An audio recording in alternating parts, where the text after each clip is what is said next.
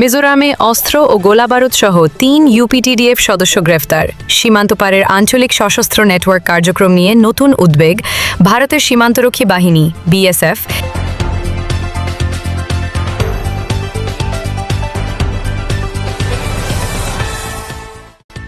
এবং মিজোরাম পুলিশ সিআইডির স্পেশাল ব্রাঞ্চের যৌথ অভিযানে পার্বত্য চট্টগ্রাম চুক্তি বিরোধী United Peoples Democratic Front UPDF Prasit group এর ৩ সদস্যকে অস্ত্র ও গোলাবারুদ সহ গ্রেফতার করা হয়েছে।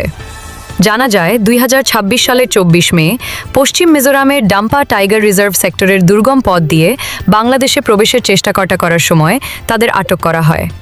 গ্রেফতারকৃতরা হলেন কমল বিকাশ চাকমা ওরফে আপনন ৩০, মহাত্মা গান্ধী চাকমা ওরফে জারবো ৪০ এবং নিহার রঞ্জন চাকমা ওরফে বান্দরভাগ্যা ৫৫।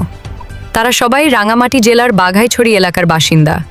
অভিযানের পর মিজোরাম পুলিশ অস্ত্র আইন, ভারতীয় ন্যায় সংহিতা বিএনএস, বেআইনি কার্যকলাপ প্রতিরোধ আইন ইউএপিএ এবং ইমিগ্রেশন ও ফরেনার্স আইনের বিভিন্ন ধারায় মামলা নম্বর ৩১/২০২৬ দায়ের করে, যা অভিযোগগুলোর গুরুত্বকে নির্দেশ করে।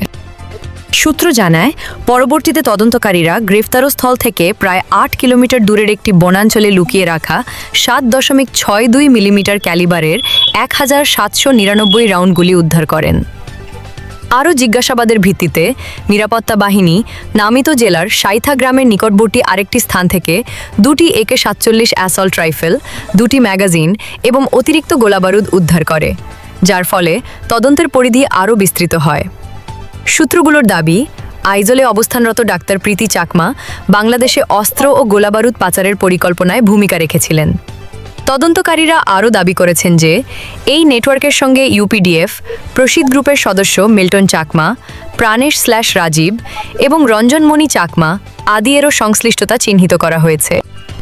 অতিরিক্ত প্রতিবেদনে বলা হয়েছে, মিল্টন চাকমা এবং উজ্জ্বল স্মৃতি চাকমা ওরফে নিয়ন ২০২৬ সালের ফেব্রুয়ারি থেকে মে মাসের শুরুর দিকে মিজোরামের চাম্ফাই ও লংতলাই জেলা হয়ে মিয়ানমারের চীন ও রাখাইন রাজ্যে যাতায়াত করেছিলেন অস্ত্র সংগ্রহের উদ্দেশ্যে।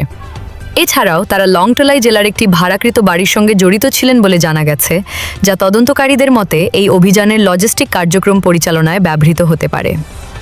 বাংলাদেশি গণমাধ্যম ও অন্যান্য সূত্রে প্রতিবেদনে দাবি করা হয়েছে যে ইউপিডিএফ গোপনে আরাকান আর্মি এর সঙ্গে যোগাযোগ বজায় রেখেছে, যদিও এ ধরনের অভিযোগ এখনও স্বাধীনভাবে যাচাই সাপেক্ষ।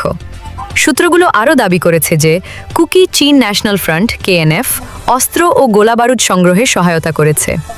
২০২৫ সালে মিজোরামে অনুরূপ একটি বড় অস্ত্র ও গোলাবারুদ জব্দের ঘটনার পর এই মামলাটি আবারও আঞ্চলিক অস্ত্রপাচার নেটওয়ার্ক নিয়ে উদ্বেগ বাড়িয়েছে, যেখানে তদন্তে ইউপিডিএফ এর সংশ্লিষ্টতার কথাও উল্লেখ করা হয়েছিল। আরেফ আর নূর ফাতিমা, কক্সবাজার।